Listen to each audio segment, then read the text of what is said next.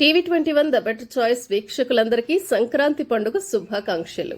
సూర్యుడు మకర రాశిలో ప్రవేశించే కాలాన్ని అత్యంత పుణ్యప్రదంగా సనాతన ధర్మశాస్త్రాలు అభివర్ణించాయి. ఉత్తరాయణంలో వచ్చే ఈ పుణ్యకాలాన్ని మహాపర్వంగా పరిగణించారు.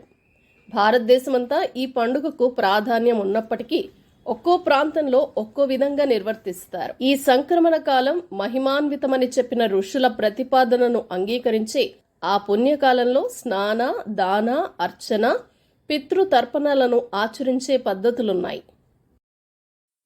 ముఖ్యమంత్రిగా బాధ్యతలు స్వీకరించిన తర్వాత రేవంత్ రెడ్డి తొలి విదేశీ పర్యటన సోమవారం ప్రారంభం కానుంది. ఈ నెల 15 నుంచి 19 వరకు స్విట్జర్లాండ్లోని దావోస్లో జరగనున్న ప్రపంచ ఆర్థిక వేదిక 54వ వార్షిక సమావేశంలో పాల్గొనడానికి సీఎం నేతృత్వంలో తెలంగాణ అధికారిక బృందం తరలివెళ్లింది. ఆయన వెంట రాష్ట్ర ఐటీ పరిశ్రమల శాఖ మంత్రి దుద్దిళ్ల శ్రీధర్ బాబు, ఉన్నతాధికారులు ఉన్నారు. తెలంగాణ ఏర్పడిన తర్వాత ప్రపంచ ఆర్థిక వేదిక సమావేశానికి వెళుతున్న రాష్ట్ర అధికారిక బృందానికి ముఖ్యమంత్రి నేతృత్వం వహించడం ఇదే తొలిసారి అని పేర్కొన్నారు.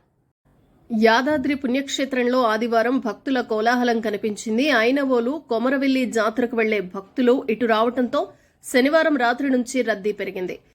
యాత్రికుల వాహనాలతో క్షేత్ర పరిసరాలు, ఆలయదారులతో పాటు పార్కింగ్ స్థలాలు కిక్కిరిశాయి.